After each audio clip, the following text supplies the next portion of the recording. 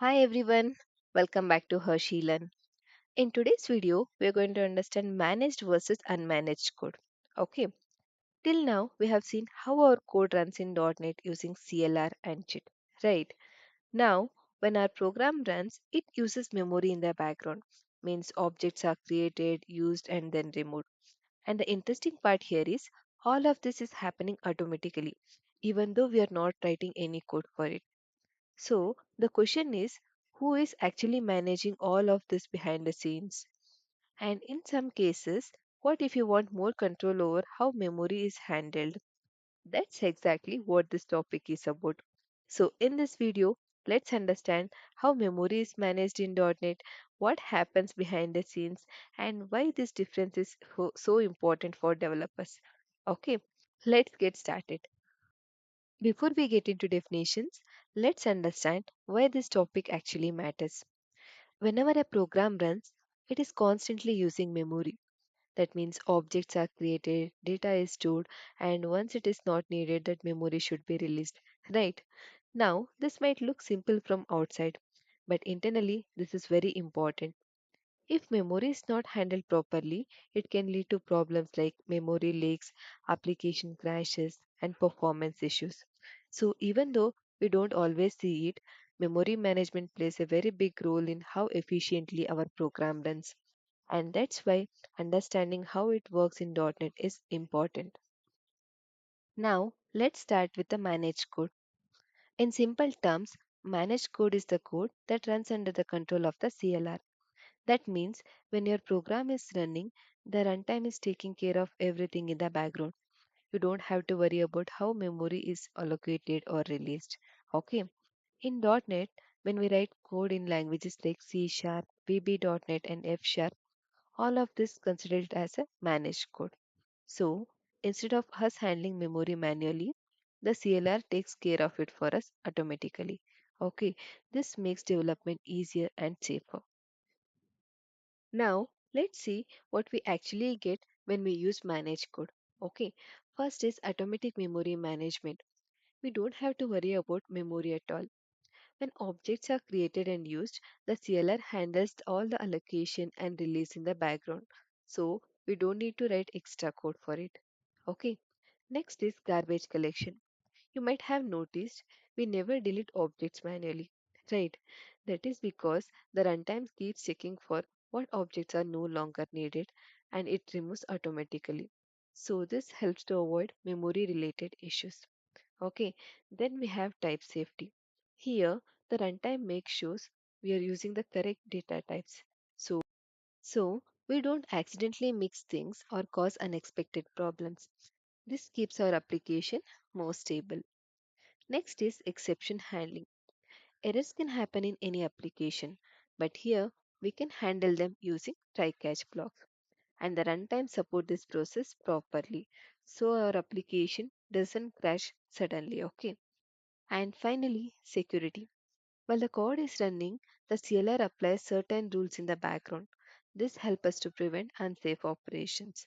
Okay, so overall, with managed code, many complex things are handled for us, which makes development simpler, safer, and more reliable. Now, let's look at unmanaged code. Unmanaged code runs outside the control of the CLR. So here, the runtime is not involved in managing things for us. It means we as a developers need to handle things for ourselves. Means we have to take care of allocating memory and releasing it when it is no longer needed. Okay, so nothing is automatic here. We are fully responsible for how memory is used in our application. For example, if you look at languages like C or C++, they follow this approach where the developer handles memory manually. So these are considered as unmanaged code. Okay. So here we are directly managing memory and resources on our own. So this gives us more control over how our program behaves, but at the same time, we need to be more careful while handling it. Okay. Now let's understand what we get when we use unmanaged code. First is manual memory management. Here, we have to handle memory on our own. Means we need to allocate memory when required and also make sure we free it after use. If you forget to do that, it can lead to issues like memory leaks. Okay, next is performance advantage. Since there is no runtime managing things in the background, the code can run faster in some cases. So, this is especially useful in performance critical applications. Okay, then we have system level control. With unmanaged code, we get more direct access to hardware, memory, and OS level features. So, we have more control over how things work internally. Okay, but there is also a risk factor here. With this level of control comes with responsibility.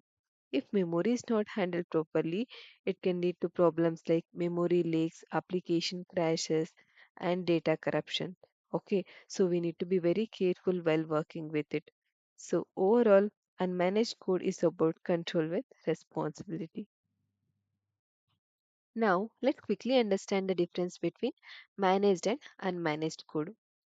In managed code, the CLR is involved. Okay, it takes care of things like memory management and execution in the background. So, as developers, we don't have to worry much about those details. So, because of this, it feels safer and easier to work with. On the other hand, in unmanaged code, the CLR is not involved. Okay, so everything is handled by the developers. So, especially memory. So, this gives more control over how the program runs. But at the same time, it also comes with more responsibility and risk. Okay, so if I put it simply, managed code feels more safe and easy to work with, and unmanaged code gives you more control, but you have to be careful. Okay, now let's quickly connect this with the execution flow in .NET. Okay, we start by writing our code in C Sharp, and that code is then compiled into IL code. Okay, and this IL code is loaded by the CLR. Now, this is the important part here. As long as the CLR is involved in loading and executing the code, it is considered as managed code. Okay.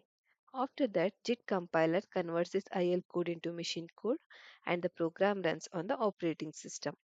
But in some cases, code can run directly on the OS without CLR involvement. This is what we call it as unmanaged code. Okay, so this flow helps us to understand one key thing here, that is managed code always go through CLR. Okay, and unmanaged code runs outside CLR. So now the practical question is, when should we use managed code and when should we go for unmanaged code? In most real world applications, managed code is more than enough because it is easier to write, easier to maintain, and we don't have to worry about memory handling in detail. So, for day to day development, managed code is usually the best choice. Okay, but there are certain situations where things are different. For example, if you're working on something that needs high performance or you need low level access to the system, then unmanaged code becomes useful. Okay, in those cases, having more control can actually makes a difference. So, in simple terms, use managed code for most applications and use unmanaged code only when you really need extra control or performance. Okay. So, this is the difference between managed code and unmanaged code in .NET. So, understanding this helps you to see how memory is handled behind the scenes and how your application actually runs. And also, it helps you to decide when to rely on runtime and when to take control yourself. Okay, that's all for this video. I hope this made the concept clear and easy to understand. If you found this helpful, don't forget to like and subscribe to Harshi. And I'll see you in the next video. Until then, keep learning and have a great day.